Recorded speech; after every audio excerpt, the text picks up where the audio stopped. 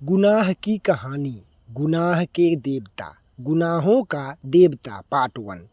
जी हाँ दोस्तों, युवाओं के नज़र में गुनाहों का देवता हिंदुस्तान की सबसे दुखांत प्रेम कहानी में से एक है। आखिर ऐसा क्या लिखा है धर्मवीर भारती ने इस उपन्यास में। आज धर्मवीर भारती पुण्यतिथि 25 दिसंबर 1926 को इलाहाबाद में जन्मे।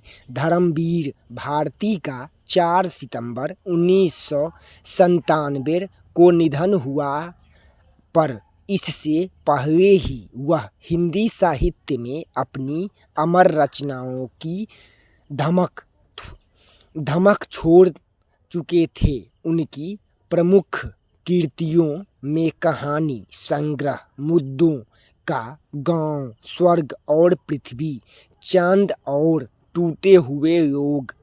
दोस्तों, पूरे वीडियो को देखना है और वीडियो को लाइक और चैनल को सब्सक्राइब और दोस्तों में शेयर करना नहीं भूलना है। गुनाहों की कहानी, जी हाँ दोस्तों, जो मेरे युवा भाई के लिए ये सबसे लोकप्रिय है और उनका मनपसंद है दोस्तों। तो दोस्तों, पूरे वीडियो को देखना है और वीडियो को लाइक और चैनल को सब्सक्राइब और दोस्तों में शेयर करना नहीं भूलना है दोस्तों, क्योंकि इस चैनल पे इसी तरह के नई नई बात जानने को, सुनने को और सीखने को मिलेंगे और देखने को मिलेंगे। जी हाँ दोस्तों, 25 दिसंबर 1926 को इलाहाबाद में जन्मे भारती का 4 दिसंबर 1997 को निधन हुआ, पर इससे पहले ही वह हिंदी साहित्य में अपनी अमर रचनाओं की धमक छोड़ चुके थे। उनकी प्रमुख कृतियों में कहानी संग्रह मुद्दों का गांव, स्वर्ग और पृथ्वी, चांद और टूटे हुए लोग, बंद गली का आखिरी मकान, सांस की कलम से समस्त कहानियाँ, एक साथ काव्य रचनाओं, ठंडा लोहा, अंधा युग, 7 गीत, वर्ष, कनु प्रिय, सपना, अभी, अद्यांत शामिल है। जी हाँ दोस्तों, पूरे वीडियो को देखना है और वीडियो को लाइक और चैनल को सब्सक्राइब और दोस्तों में शेयर करना नहीं भूलना है। दोस्तों, आइए जानते हैं आखिर धर्मवीर कौन थे और गुनाहों की कहानी क्या है। दोस्तों, पूरे वीडियो को ज़रूर देखिएगा और वीडियो को लाइक और चैनल को सब्सक्राइब कीजिएगा। सभी बात जान जाएंगे, समझ जाएंगे और सीख जाएंगे दोस्तों, सीख भी जाएंगे। उपन्यास गुनाहों का देवता, सूरज का 7वां घोड़ा, 11 सपनों का देश, प्रारंभ व समापन तथा निबंध, ठेले पर हिमालय, पश्यंती के अलावा धर्मयुग पत्रिका के प्रधान संपादक और तौर पर उन्होंने हिंदी साहित्य को हिंदी साहित्य को दिए वह अद्भुत। उनकी कई कहानियाँ और उपन्यास पर फिल्म भी बन चुके हैं दोस्तों। गुनाहों की कहानी पर फिल्म भी बन चुके हैं, पर आज हम बात करेंगे गुनाहों का देवता की क्या उपन्यास था यह और कैसी उपन्यास था। जी हाँ दोस्तों, आज हम इस पूरे वीडियो में बात करेंगे गुनाहों के देवता का क्या उपन्यास था यह और कैसी थी, इसकी प्रेम कहानी कैसी है। आज भी नवयुवक के बीच कहानी की चर्चा इसके दुखांत अंत के चलते होती है। जी हाँ दोस्तों, यह कहानी आज भी युवाओं का मनपसंद है और युवाओं की नज़र में यह हिंदुस्तान की सबसे दुखांत प्रेम कहानियों में से एक है। सोशल मीडिया पर लिखी टिप्पणियाँ इस बात की गवाह है, जो कौन सा गुनाह, कैसा गुनाह, किसी से जिंदगी भर स्नेह रखने, प्रेम करने का गुनाह, स्नेह और प्रेम जब अपनी पराकाष्ठा पर पहुँचते हैं। जब स्नेह और प्रेम दोनों अपनी पराकाष्ठा पर पहुँचते हैं तो लगे तो उसका त्याग करने का गुनाह। जी हाँ दोस्तों, कौन सा गुनाह, कैसा गुनाह?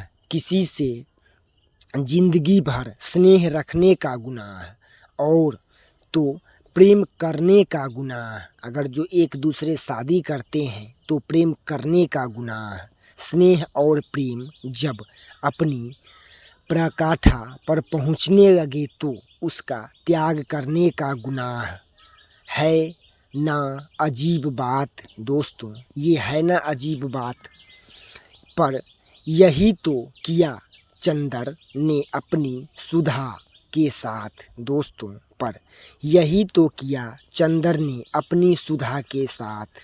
दोस्तों, पूरे वीडियो को देखना है, आधा अधूरा छोड़ करके नहीं जाना है। पूरे वीडियो को देखना है और वीडियो को लाइक और चैनल को सब्सक्राइब और दोस्तों में शेयर करना नहीं भूलना है। दोस्तों, इस चैनल पे इसी तरह की नई नई बातें जानने को, सुनने को और सीखने को मिलेंगे। सो इसके लिए दोस्तों वीडियो को लाइक और चैनल को सब्सक्राइब और दोस्तों में शेयर करना नहीं भूलना है। दोस्तों, इस भुलावे की दुनिया में प्यार ऐसी होती है पवित्रता। दोस्तों, बहुत ही अजीब बात है।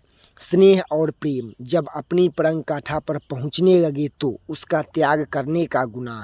है ना अजीब बात दोस्तों। पर यही तो चंदर ने अपनी सुधा के साथ किया। इस भुलावे में की दुनिया प्यार ऐसी पवित्रता के गीत गाएगी।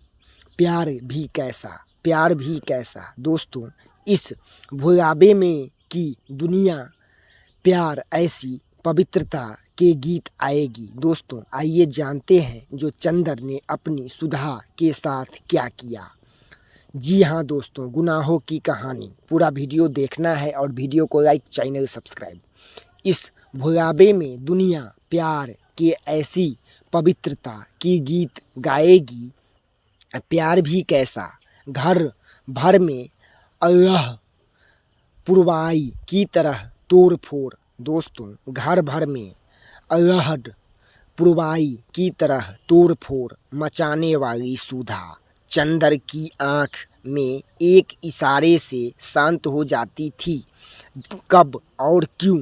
दोस्तों, घर भर में अल्लाह पुरावे की तोड़ फोड़, सभी सामान का तोड़ फोड़ मचाने वाली सुधा चंदर की आँख के एक ही इशारे से शांत हो जाती थी। कब और क्यों? चंदर ने क्या इशारा किया? चंदर के इशारों का यह मौन अनुशासन स्वीकार कर लिया था। ये उसे खुद भी मालूम नहीं था और ये सब इतने स्वाभाविक ढंग से इतना अपने आप होता गया कि कोई भी दोस्तों इतना होता गया, ये अपने आप होता गया कि कोई इस प्रक्रिया से वाकिफ नहीं था। कोई भी इस प्रक्रिया से जानते नहीं थे, कोई भी इस प्रक्रिया से अनजान थे दोस्तों, और वाकिफ नहीं थे। उन्होंने दोनों एक दूसरे के पति के अधिकार इतना स्वाभाविक था जैसा शरद की पवित्रता या सुबह। दोस्तों, दोनों का एक दूसरे के प्रति अधिकार इतना स्वाभाविक था जैसा शरद की पवित्रता या सुबह की रोशनी। जी हाँ दोस्तों, शरद की पवित्रता इतना गहरा प्यार था जो शरद की पवित्रता या फिर सुबह सूरज की रोशनी। जी हाँ दोस्तों, धर्मवीर भारती की गुनाहों का देवता सबसे पहले 1959 में प्रकाशित हुई थी। 60 साल बीत चुके दोस्तों, 60 साल बीत चुके थे और 60 साल बीत चुके पर आज भी लड़के लड़कियों ऐसे इश्क से दो चार होते हैं। इस कहानी का ठिकाना अंग्रेजों के समय का इलाहाबाद था। इस कहानी में 4 मुख्य किरदार हैं। हीरो चंदर, प्रेमिका सुधा और चंदर की 2 दीवानी और बिनती और पंपी गुनाहों का देवता। पूरी कहानी इन्हीं किरदारों के इर्द गिर्द घूमती है चंदर, यानी कि इस प्रेम कहानी का हीरो चंदर इस प्रेम कहानी का हीरो सुधा के प्रोफेसर पिता प्रिय छात्रों में से एक हैं। इसी के चलते प्रोफेसर के घर वह किसी रोक टोक के चला जाता था। दोस्तों, प्रोफेसर के घर बिना रोक टोक का आता जाता रहता था। इसी दौरान प्रोफेसर की बेटी सुधा कब उसे दिल दे बैठी, पता ही नहीं चलता। दोस्तों, पता ही नहीं चलता 60 के दशक का यह प्रेम आज के प्रेम से बिल्कुल अलग था। कोई साधारण प्रेम नहीं था। इस प्रेम में तन के खिंचाव से ज़्यादा मन का लगाव था।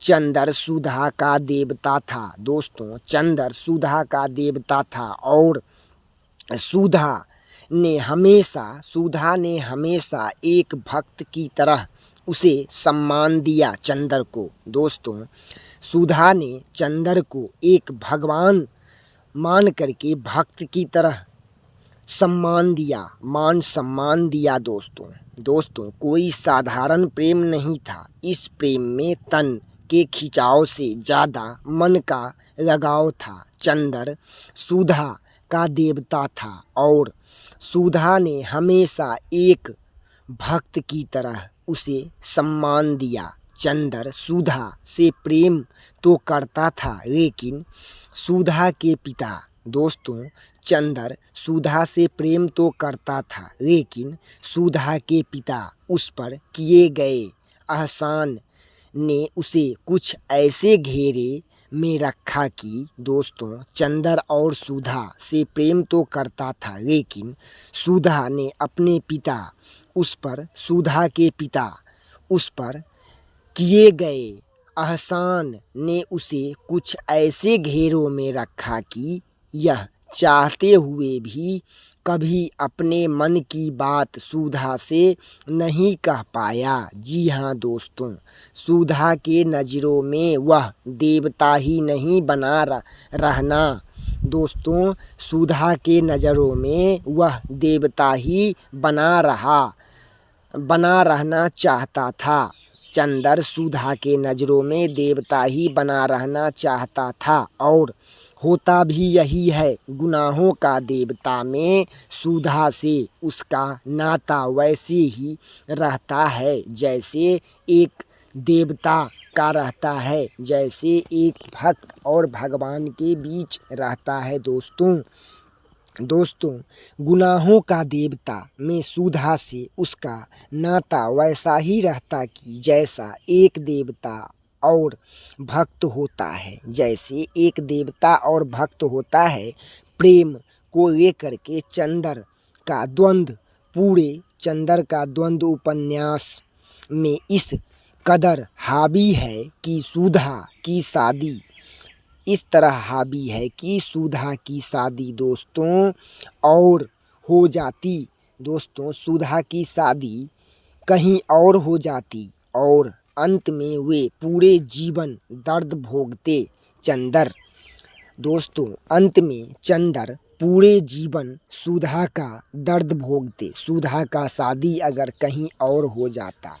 दोस्तों, पूरे वीडियो को देखना है और वीडियो को लाइक और चैनल को सब्सक्राइब और दोस्तों में शेयर करना नहीं भूलना है, क्योंकि इस चैनल पे इसी तरह के कमाल के वीडियो नई बातें जानने को मिलेंगी और सुनने को सीखने को मिलेंगे। दोस्तों, पंपी इस कहानी का त्रिकोण है। वह इलेक्ट्रीशियन रंडी जो तलाक के बाद भी चंदर की तरफ खींचती है। उसे चंदर और सुधा के प्यार का पता है। एक बार वह कहती है, शादी और तलाक के बाद इसी नतीजे पर पहुंची हूँ कि 14 बरस से